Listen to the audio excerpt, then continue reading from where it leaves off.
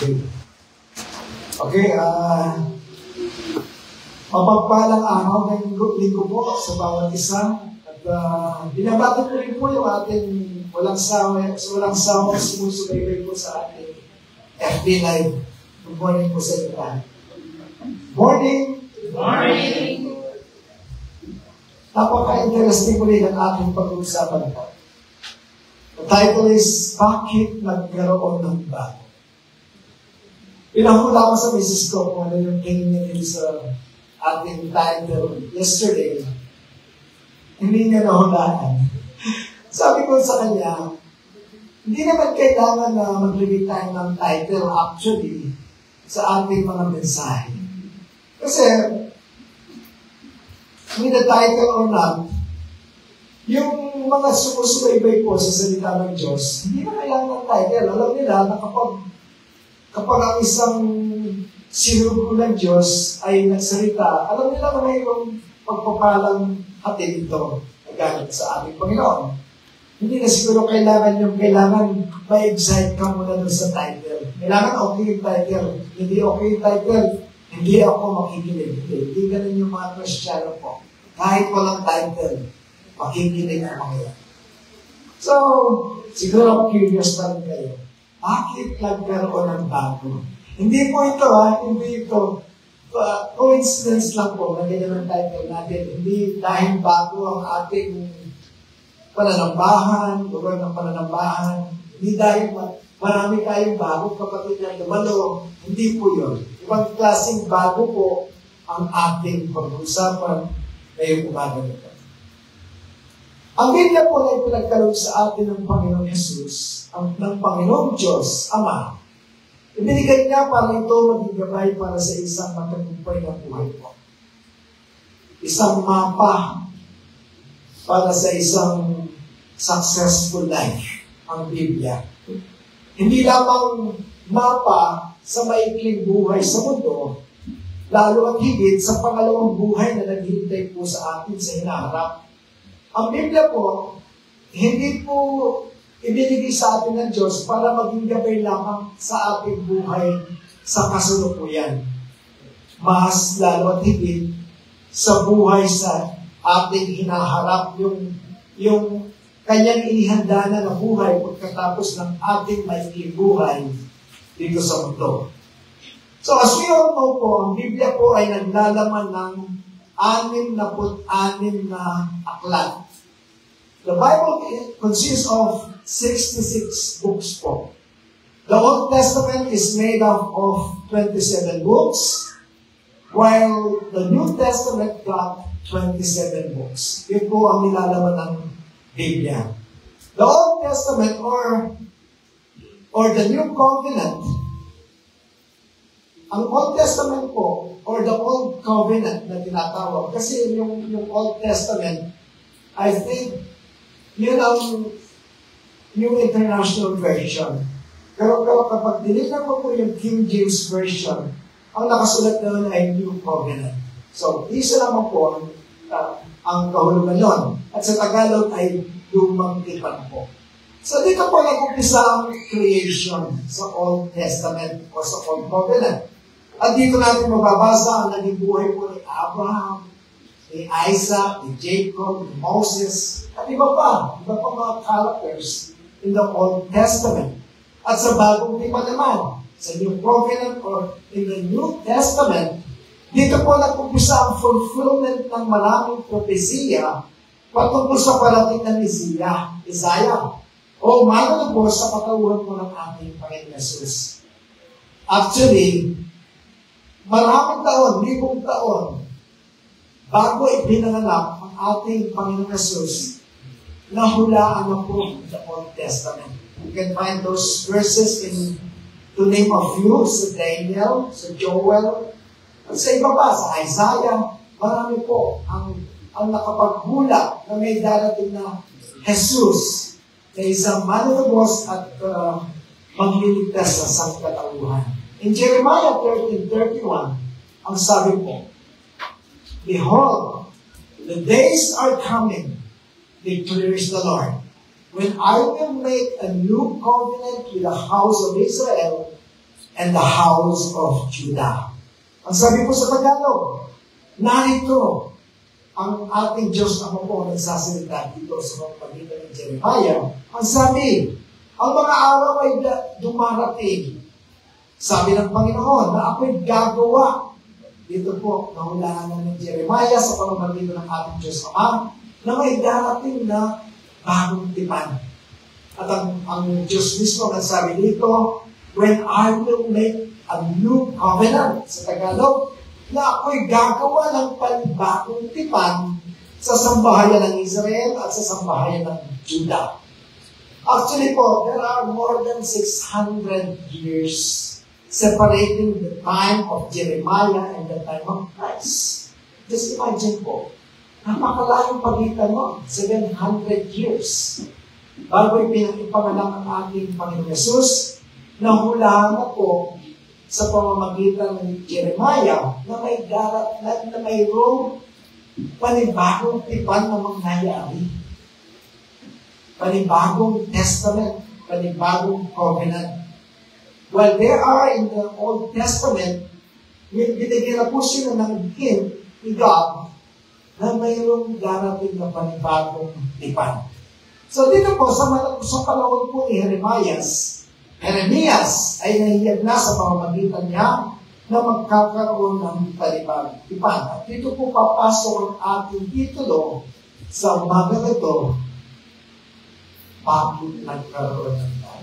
Ngayon, gets niyo na. Amen. Diba yung nasa isip niya, di ba? Ngayon, gets niyo na. Bakit nagkaroon ng bagong tipan? Yan po ang ating titulo. Bakit kailangan pa magkaroon ng bagong tipan? Kung meron na palang lumang tipan ang Diyos, hindi pa kasapat yung nakilala natin ang Diyos at ang kalooban niya sa pamamagitan ni Moses, Jacob, Abraham, Isaac. Hindi pa sapat ang mga yun para makilala natin ang Diyos? Bakit pa? Kailangan pang magkaroon ng bago. Actually po, in our present time, I'm sad to hear this. In Israel, kung saan nanggaling ang Biblia, kung saan nanggaling ang Panginoon Jesus, i-google nyo, totoo ito. Only about less than 2% ng population ng Israel yung converted Christians. Di ba? Parang mag-iisip ka, bakit? Mas marami pa nga yung Kristiyano na convert sa Pilipinas. Kung titingnan mo yung ratio kesa sa Israel. So dito po, as for me, in my own opinion, kasi ang tawag nila doon mga Arab Christian, ay mga naniniwala pa rin sa Judaism o naniniwala pa rin sa Old Testament. Yung iba, karamihan sa kanila, hanggang ngayon, hindi pa rin naniniwala sa New Testament. As for me, in my own opinion, baka lang kung maraming converted Christians na sa Israel, baka hindi ganun karami ang digmaan doon. Mamaya, malalaman niyo kung bakit. Kasi hanggang ngayon, di ba? Ever since marami tayong nababalitaan na dinidigma yung Israel lumalaban, talagang nakikipagdigma, buwag pa noong unang panahon hanggang sa ngayon. Di ba kung minsan, hindi ka makatulog ka rin na mapapaisip din. Bakit hanggang ngayon, nakikipagdigma pa rin ang bansang Israel? Mamaya, titingnan natin kung pwede natin ikabit doon sa ating mensahe ang katanungan, ang sagot sa katanungan. Again, the same question, bakit kailangan magkaroon ng panibagong tipan ang Diyos? At nandito po yung kasagutan sa Hebrews 8:7. Hebrews 8:7 said, for if that first commandment, or the first covenant or the First Testament had been faultless, then should no place have been sought for the second one. Sabi sa Tagalog, sapagkat daw kung ang unang tipang yun ay walang kapintasan, kung may kapintasan pa rin, hindi na sana kailangan humanap pa ng pangalawa. Ito po ang main reason kung saan ay nakasulat po sa Hebrews na wala pa rin nakakalaman ka ngayon kung sino po talaga ang may akda ng Hebrews. Sabi ng iba si Paul, pero walang tiyak na sagot kung sino ang may akda na po ng Hebrews.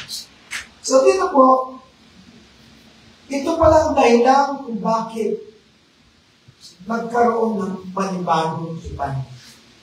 Kung ang lumang tipan pala ay naging sapat na, hindi na pala kailangan ng panibagong tipan. Hindi na pala kailangan ng New Testament. Hindi na pala kailangan ng New Covenant kung naging sapat na ang Old Testament. So, hindi po naging sapat.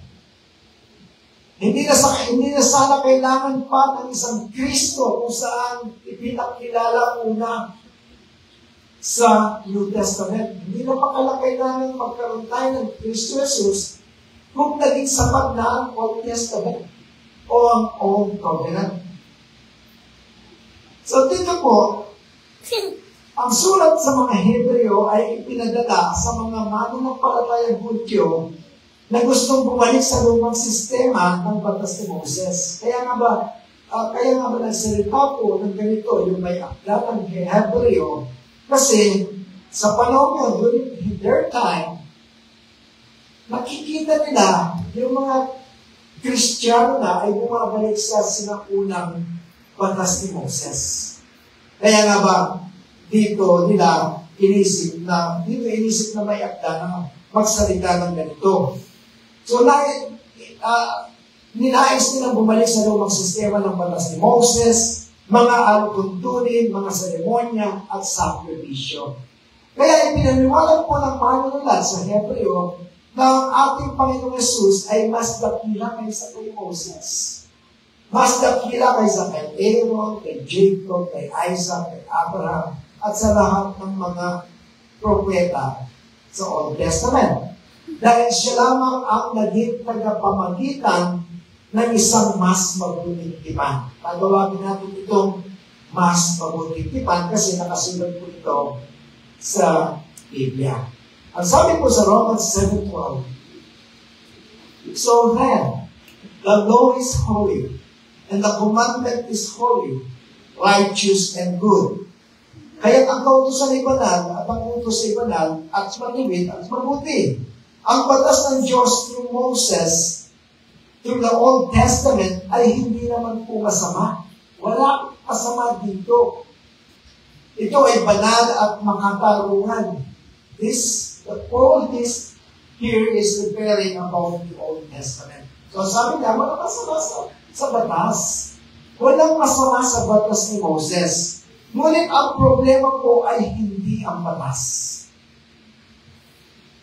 Ano yung problema? Ang tao. Kaya naging hindi sapat ang yung bakit. The Old Testament, ito po ay covenant between God and man. Di ba kapag mayroong covenant, kapag mayroong mga testamento na pinipirmahan ng both sides, yung seller or buyer, kung ano man yung dokumento na pinipirmahan natin, mga deed of sale, mga contract to sell, di ba pinipirmahan ng dalawang magkabilang panig doon? Ano pong susunod? Kailangan tutupad. Tutupad yung both parties para may sakatuparan yung contract, yung covenant, di ba? Pero dito po, iba yung nangyari. Siyempre, dapat ang Diyos, tas tutupad sa covenant na yun. Pero ang nangyari po, ang tao ang hindi tumupad sa covenant. Kaya ito, nag-fail. Kaya ito hindi naging sapat. So dito po, ang problema ay hindi ang batas, kundi ang tao. Ang tao ay makasalanan, marupok, at hindi kayang sundin ng perpekto ang utos ng Diyos. Kasi po, sad to say, kailangan perfecto. Kailangan 100% masusunod. Ito ang nasa covenant. Kaya ang lumang tipan na ito ay hindi ganap na isang katuparan. Walang pagkakamali ang Diyos, pero hindi ng kanyang salita. Ang sabi nga sa Roma 8, talata 3, sapagkat ang hindi magawa ng kautusan, yamang ito ay pinahina ng laman, ay ginawa ng Diyos sa pagsusuko ng kanyang sariling anak. So dito po, ng kanyang sariling anak sa anyo ng makasalanan naman at tungkol sa kasalanan ay hinatulan niya ang kasalanan sa laman. For what the law could not do, God was weak through the flesh, God sending His own Son. Kaya nga ba, dito po nagkaroon ng panibagong tipan. Yung hindi nagawa ng tao, your guess is as good as mine. Gagawin ng Diyos. Gagawin ng anak. Ibig sabihin, mahina ang tao sa laman, kaya ang batas ay hindi kaya magligtas. Kaya tinawag itong may kakulangan. Mayroong fault, kaya ng ating binasa kanina. At ano ba talaga ang nilalaman ng batas ng Diyos, ng Moses? Bukod po sa Ten Commandments na alam natin. Yan ang alam natin ng Ten Commandments. Pero kung titignan po natin ang batas ni Moses, there are about 613 commandments more after the Ten Commandments. Yun po tinatawag na ceremonial law na dapat sundin ng bawat isa din ng panahon yun. Just imagine po, kung ang 613 plus 10, 623 commandments, sa palagay mo, sa palagay po ba natin, hindi makakasunod tayo. Actually, yung mga I will give you an example. Isa sa mga batas ni Moses, kapag daw nakita mo yung anak mo na sumasagot ng pabalang sa'yo, ilabas mo sa gate, ipabato mo sa mga tao hanggang mamatay. Ganun po, cruel ang batas ni Moses. Kung anak ko yan, siguro ilalago ko. Tatago ko. See, walang nakasunod. Even Joseph, the father of our Lord Jesus Christ in the flesh, hindi niya siya sumunod sa batas ni Moses eh. Kasi sa batas po ni Moses, kapag may nakita kang babae na buntis na, hindi pa kinakasal, ipabato mo rin hanggang mamatay. Eh, noong una po ang alam ni Joseph, wala pa namang alam si Joseph na si Mary ay naglilihi through the Holy Spirit. Ang alam lang niya, ang babae ito ng aking pagkakasalan ay buntis na. Kung si Joseph po ay talagang tapat sa Moses law, dapat sana isinumbong na si Maria. Eh, ang babae dito, hindi ko pa naman pinakasalan, buntis na agad. Pero hindi. Si Joseph po, kahit siguro sa pagmamahal niya kay Mary, iniwan niya, tahimik na lamang po niyang iiwanan na lamang sana si Mary. And then after that, the angel spoke to him in the dream at sinabing, huwag mo iiwan si Maria. Hindi buntis yan. Hindi binuntis ng sino mang tao yan. Yung kanyang dinadala ay from the Holy Spirit. At ang iluluwad niyang sanggol, siya ang magliligtas sa kasalanan ng isang katauhan. At doon pa lamang po na-refresh si Joseph. Sabi na po, balik tayo sa ating kwento. Nasabi ko nga, wala pong isa na nakatupad. So, sa akala po ba natin ay pwedeng mamili lamang ng susundin sa mga batas ni Moses na ito? Hindi po, kasi sinasabi po sa James 2:10. For what the law, James 2:10. For whoever keeps the whole law, tingnan po ninyong masisilan nito, and yet stumbles at just one point, is guilty of breaking all of it. Sabi po sa Tagalog, sapagkat sino bang tumutupad sa buong kautusan?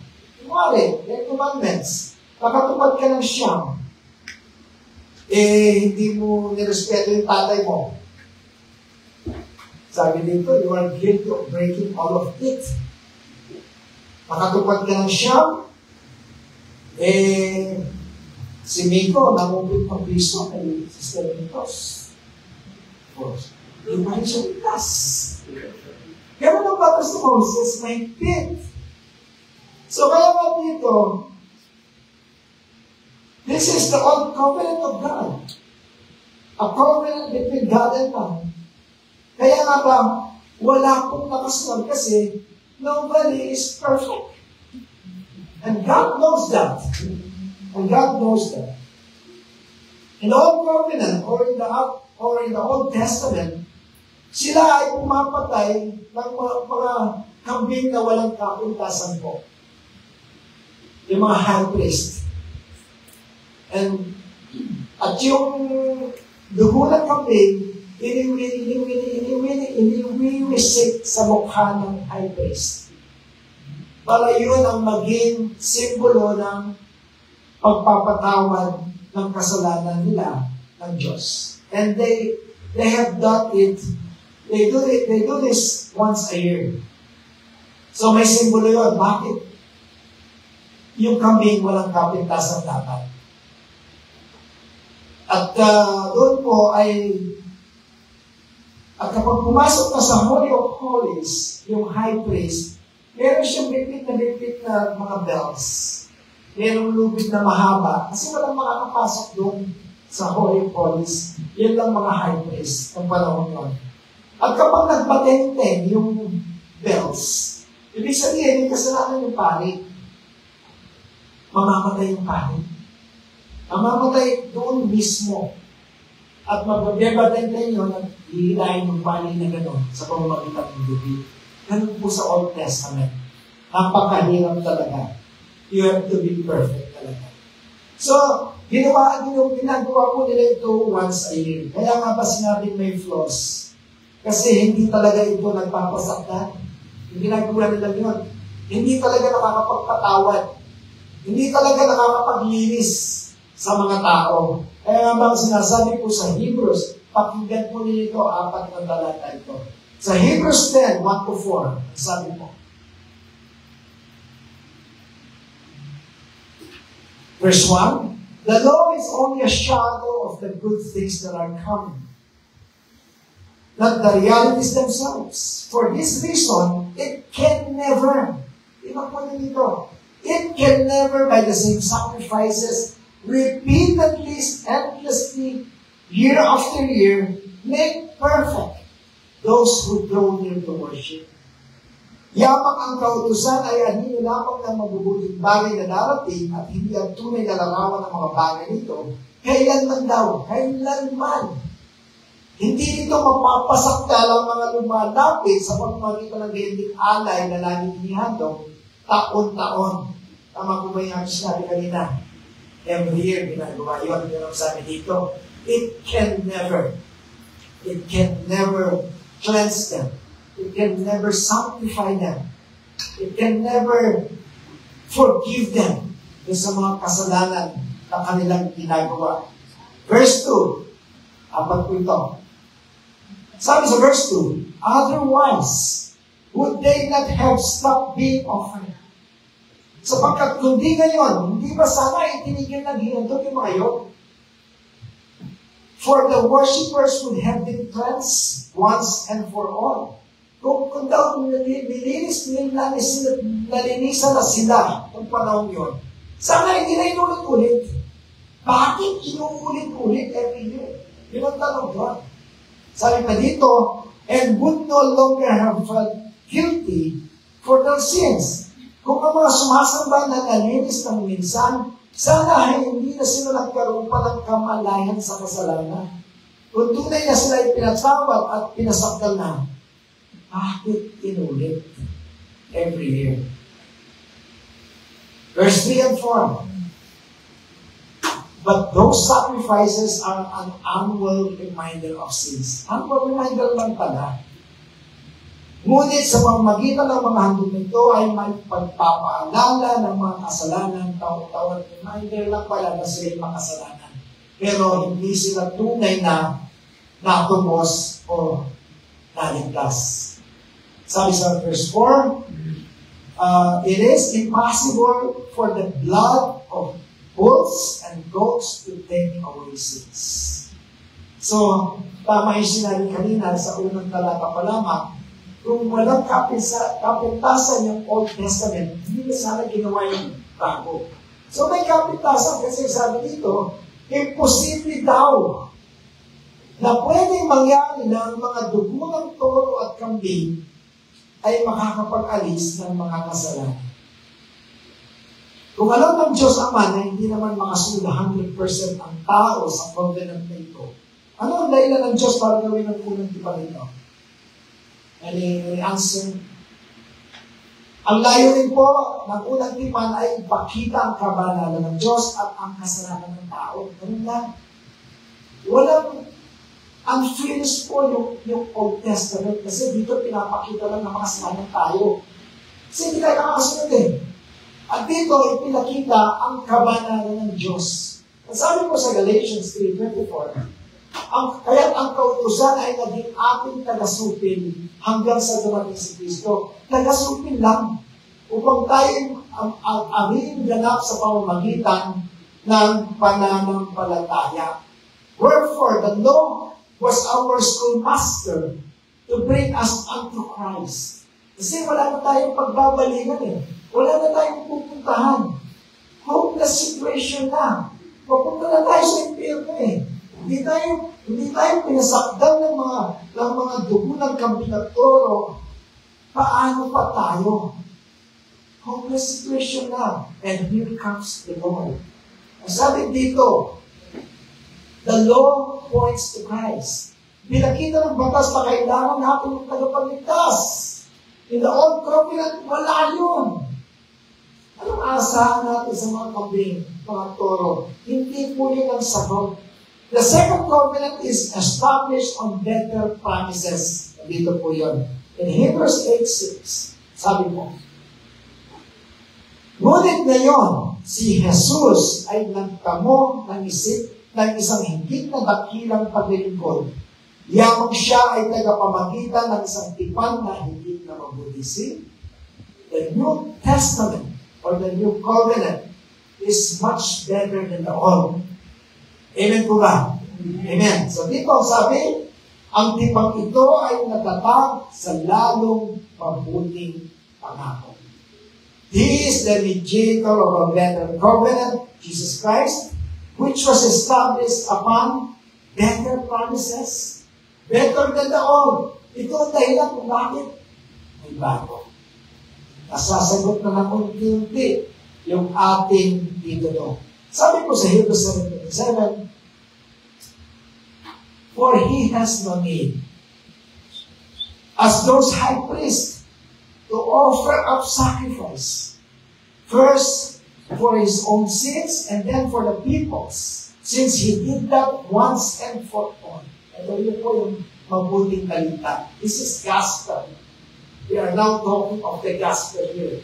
Since he did that once and for all, when he offered up himself. Nakikita niyo po yung picture. In the Old Testament, pumapatay sila ng, kambing na walang kapintasan. Sunod-sunod po para daw sa pagpapatawa ng kasalanan at ito'y hindi naging effective. And in the New Testament, hindi na po kambing ang iniaman. Sino? Si Jesus na walang kapintasan. Hindi ito ginawa once a year. He did it only once. When he was hung on the cross, when he said, it is finished. Natapos na yung mission niya sa atin. This is the new covenant. This is the good news of salvation in Christ. Na wala, hindi nakita sa Old Testament. Dahil in the New Testament, nagkaroon tayo ng panibagong pag-asa. Dapat At sana tayo yung nakabalibay sa krus. Sabi dito, let no debt remain outstanding, except the continuing debt to love one another. Sabi ni Kristo, sabi ni Paul, for whoever loves others has fulfilled the law. Ngayon sabihin namin, inupad po ni Kristo yung law of Moses through love. Kasi noon, kaya sila nagswela ng yung bakit. Tinutupad out of, kasi sinabi, out of, tumutupad sila, wala sa puso. Tumutupad kasi parang religyoso ang dating. Ay, lahat ay tumutupad, kailangan tutupad din ako. Hindi mo ito matutupad kailanman. Kailangan, when you want to obey the law of God, yung love-driven po. Katulad mo natin dito, wala akong isa man sa atin dito na may sahod. Ako po, mayroong 1.5 every month pang gas ko. Ibig sabihin po, kung wala po yung 400 pala si Jimmy, at 300 lang. Kami pala, siya 300. Hindi ba, walang sweldo. Kung walang love, babalik pa kasi na dito. Ano po ang ibig sabihin dito? Matutupad mo yung utos ng Diyos, hindi sa mga magkita ng pagsunod lamang dahil utos. Check yun, hindi ka nasusunod kapag nahirapan ka na sa buhay. Ang babaeng nangalon niya, ilabas mo sa daan para patuloy ng bawat isa. And during the time of Christ, at mababasa po natin yan sa o babasa natin yan